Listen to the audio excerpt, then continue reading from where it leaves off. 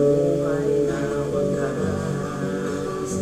Ang pangalan niyang banal, kailan tatalian.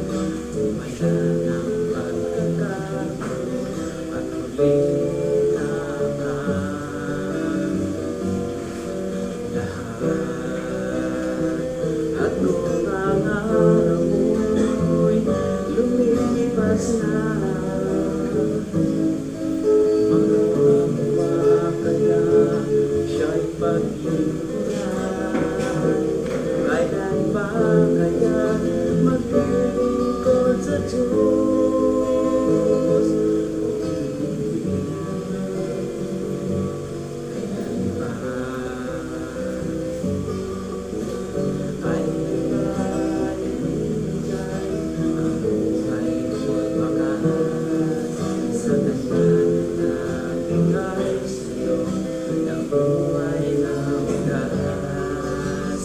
Ang pangalan niyang banal, kailan tatalian. Wala ng pagkakataon at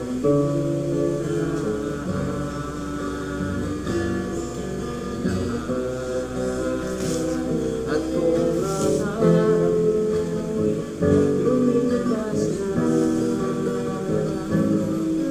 magawan ba kaya siya'y paglingkuran? Kailan ba kaya maglilingkod sa Diyos? Kung hindi yun, kailan ba?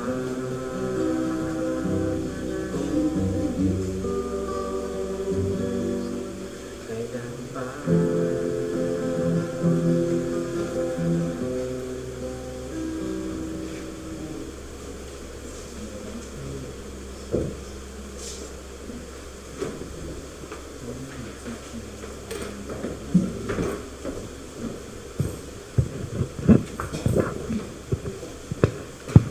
Magandang gabi po sa ating lahat, mga kapatid. Purihin po natin ang Diyos sapagkat tayo po ay muling nagkaroon ng pagkakataon na magsiyasat ng kanyang banal na salita. So kagabi po atin pong napag-aralan ang tungkol po sa banal na kasulatan o sa Biblia. At ngayon pong gabi ang ating pong pag-uusapan ay patungkol naman po sa paglalang o creation. Bago po tayo magpatuloy, akin pong inaaniyahan na tayo pong lahat ay manalangin. Dakila naming Diyos na lumalang sa amin, kami po nagpapasalamat sa gabing ito na ikaw ay napakabuti. Natunay nga po, Panginoon, na iyong ipinakikita sa amin ang iyong pagmahal at ang iyong pag-ibig. Sa pagkataong ito, O Diyos, amin pong maunawaan kung paano mo nilalang ang bawat isa sa amin at kung paano mo kami minahal. At nawa, Panginoon, mabuksan ang aming mga puso at pag-iisip patungkol sa mga katotohanan ito. At nawa, Panginoon, kami magkaroon ng malalim na pakikipagrelasyon sa iyo. Pagpatawad po kami sa aming mga kasalanan. Ito po ang hinatdalangin namin sa pangalan ni Jesus. Amen. So, sa ating pong kapanahunan, kung ating pong mapapansin, marami pong teorya o haka ang lumalabas sa sandaigdigan at sa katunayan ay nakakapasok maging sa mga paaralan. Na kung saan di umano ang daigdig ay galing daw sa ilang teorya o haka ng mga tao na mayroon pong pagsabog. May naniniwala rin naman na ang daigdig ay nagmula sa paglalang. Ngunit sa gabing ito po ay ating aalamin sa pamamagitan ng salita ng Diyos kung ano ang itinuturo ng Biblia patungkol sa paglalang ng sandaigdigan, kung saan nagmula ang tao at ang mga bagay-bagay na narito. May ilang katanungan na masasagot po sa pamamagitan ng ating pag-aaral. Narito ang ilang mga katanungan. Totoo bang may paglalang? Yan. Maraming mga tao po ngayon ang confused o lito pagdating sa bagay na ito. Totoo ba na mayroong paglalang? Kung mayroong paglalang, sino ang lumalang ng sandaigdigan? Atin pong aalamin. Gaano katagal nilalang ng Diyos ang sanlibutan? Ano-ano ang nilalang ng Diyos? Ano ang ginawa ng Diyos matapos ang paglalang? Ang tao ba'y nilalang ng Diyos o galing sa unggoy? Katulad ng ating naririnig na tinuturo ng siyensya. Ang daigdig ba ay epekto ng mga pagsabok tulad ng sinasabi ng siyensya? May sinasabi ang science na collision, condensation, Big Bang theory at iba't ibang mga teorya patungkol sa pinagmulan ng daigdig at ng mga nilalang.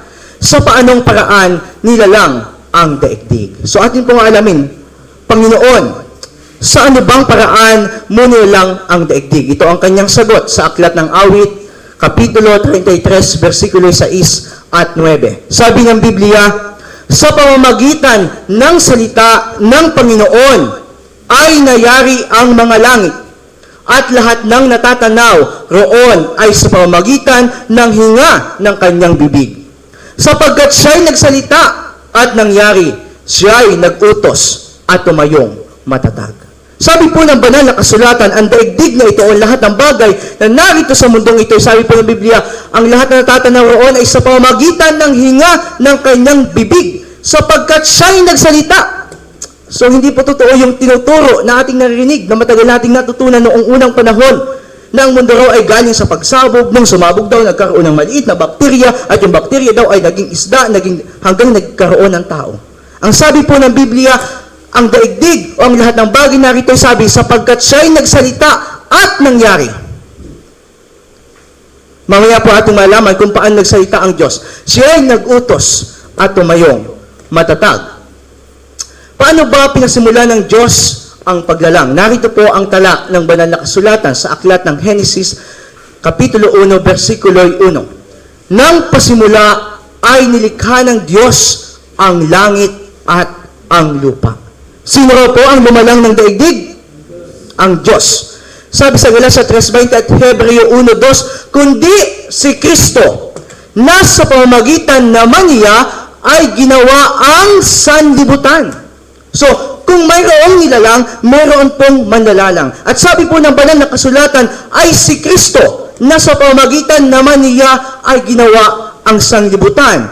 Ang lahat ng mga bagay ay ginawa sa pamamagitan niya, at alinman sa lahat ng ginawa ay hindi ginawa kung wala siya. So, ibig sabihin mga kapatid, mga kaibigan, kung walang Kristo, walang daigdig. Kung walang Kristo, walang tao. Kung walang Diyos, wala ang bawat bagay na ating nakikita at bawat bagay na may buhay sa mundong ito. So, ibig sabihin, mayroong isang manlalalang na lumalang sa bawat isa sa atin. Hindi katulad ng itinuturo ng iba na million years ago daw bago nabuo ang tao.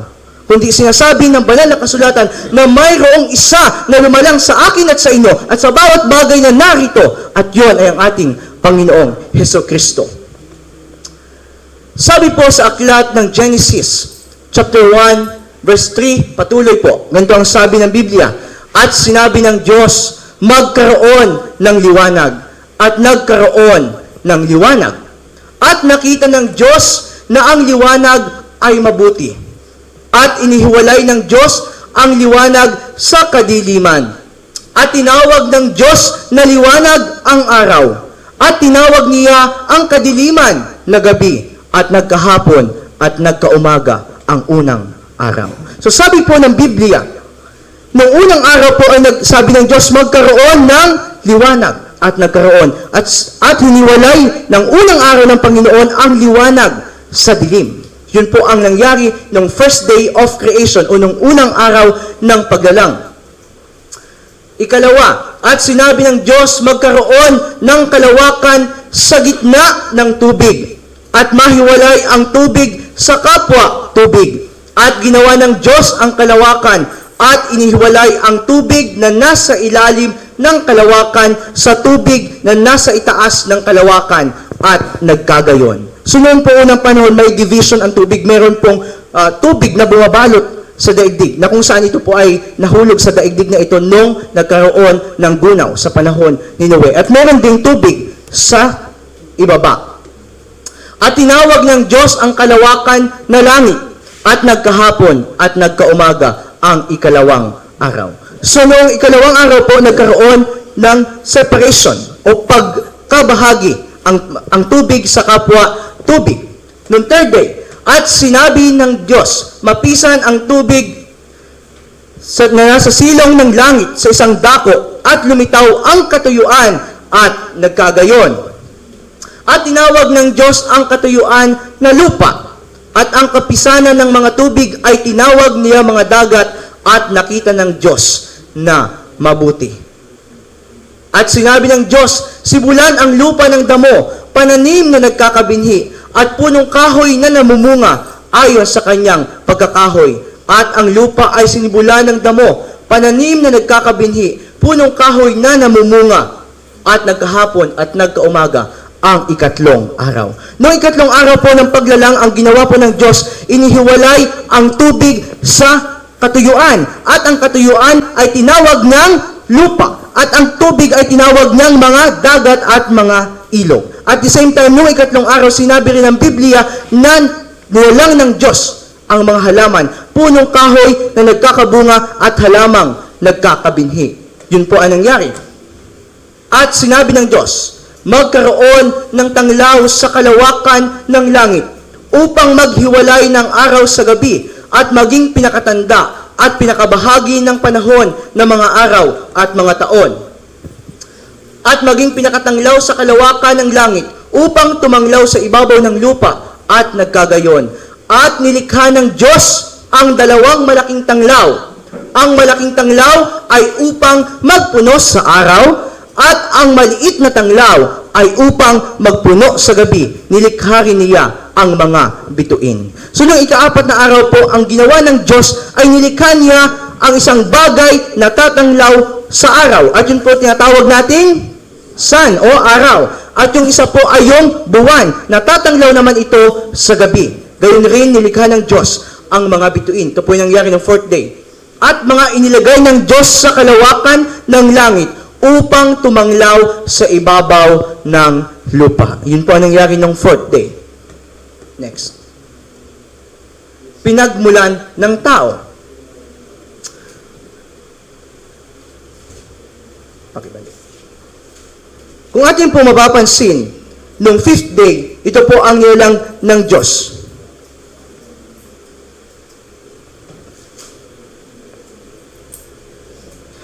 At sinabi ng Diyos, bukalan ng sagana ang tubig ng mga gumagalaw na kinapal na may buhay, at magsilipad ang mga ibon sa itaas ng lupa sa luwal na kalawakan ng himpapawid. At nilikha ng Diyos ang malaking hayop sa dagat, at ang bawat may buhay na kinapal na gumagalaw na ibinukal na sagana ng tubig ayon sa kani-kaniyang uri, at ang lahat ng mga may pakpak na ibon ayon sa kani-kaniyang uri, at nakita ng Diyos na mabuti.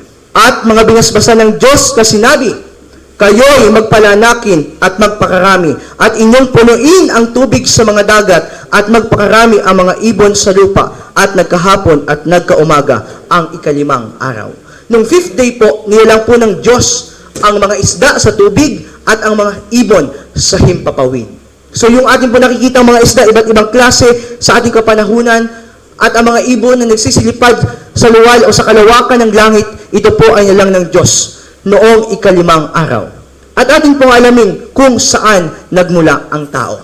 Kasi po, at tulad ng aking sinabi sa inyo kanina, marami pong teorya o haka ang lumalabas na di umano raw ang tao ay galing raw sa Australopithecus. Ano pa yan? Maraming klase o sa unggoy o Homo erectus, napakaraming sinasabi ng siyensya patungkol sa pinagmulan ng tao. Ngunit ating tatanungin po ang banal na kasulatan kung ang tao ba talaga ay mula sa unggoy tulad ng ating naririnig na itinuturo ng siyensya. Ano po ang sabi ng banal na kasulatan? Genesis chapter 1 verse 26, at nilalang ng Diyos, at sinabi ng Diyos, lalangin natin ang tao sa ating larawan, ayon sa ating wangis. Sino po ang namalang sa tao? Diyos. Sabi po ng Biblia, at sinabi ng Diyos, lalangin natin ang tao sa ating larawan, ayon sa ating wangis. Sa salitang Hebreo po, ang salitang larawan, ang katumbas niya sa salitang Hebreo ay chelem, na ang katumbas naman ng salitang chelem sa wikang Ingles ay image, o sa salitang Tagalog ay imahe o larawan. Kaya po ang tao ay ayon po sa larawan o imahe o image ng Diyos, hindi ng unggoy. At sabi pa po dito, ayon sa ating wangis. Sa salitang Hebreo po, ang katumbas ng salitang wangis ay chelemno, na ang ibig sabihin po sa wikang Ingles ay karakter o o likas o katauhan. So, ibig sabihin po, nang ang tao ay lalangin ng Diyos, ang likas po niya ay hindi likas na makasalanan.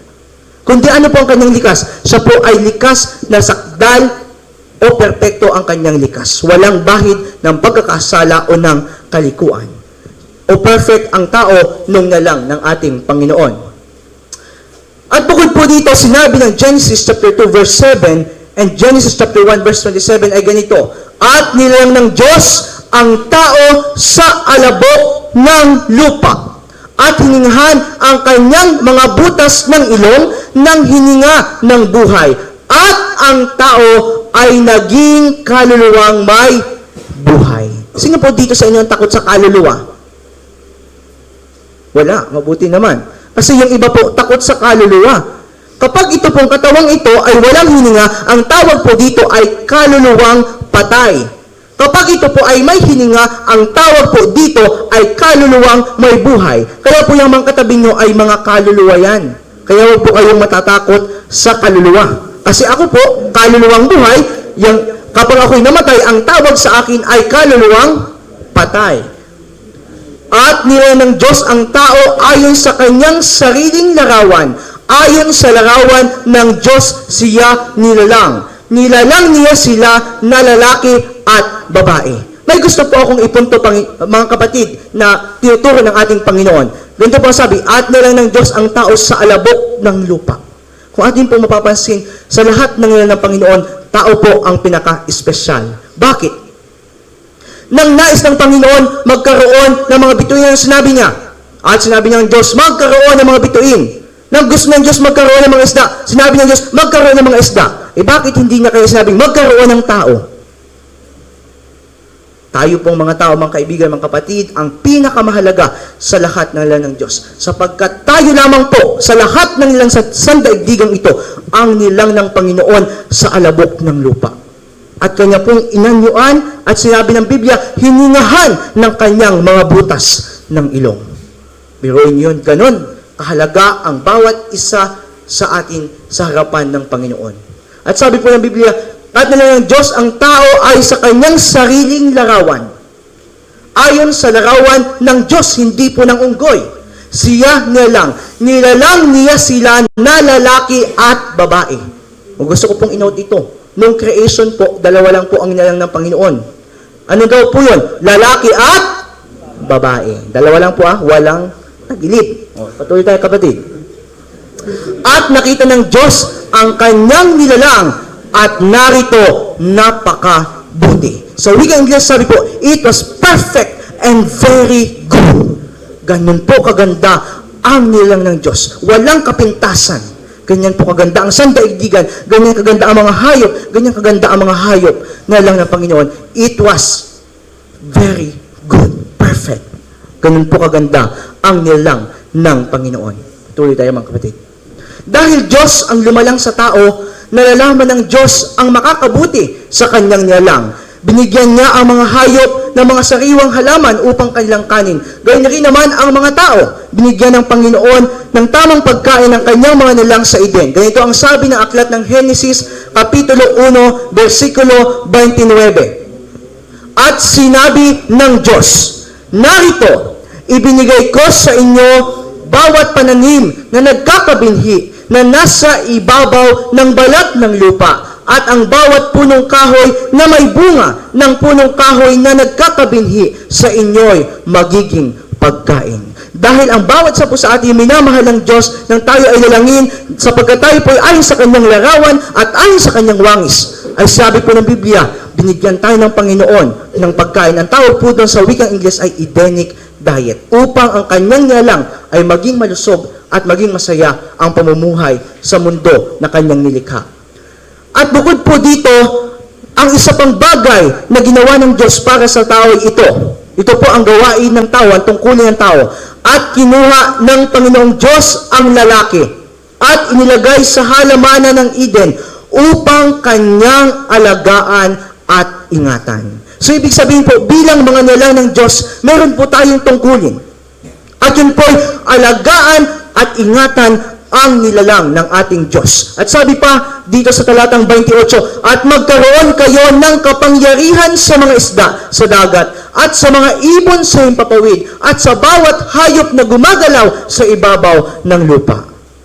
Ang isa pong layunin ng mga tao kung bakit tayo nilang ng Diyos, upang tayo po ang maging tagapag-alaga, maging tagapag-ingat, at magbantay sa lahat ng bagay na nilang ng Panginoon sa mundong ito.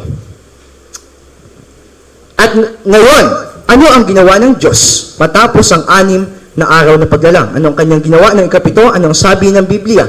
Exodus chapter 20 verse 11. Sapagkat sa 6 na araw ay ginawa ng Diyos ang langit at lupa, ang dagat at lahat na nangaroon, at nagpahinga sa ikapitong araw na anupat pinagpala ng Diyos ang araw ng Sabat at pinakabanal. So matapos po nalangin ng Diyos ang sanlibutan, siya po ay nagpahinga.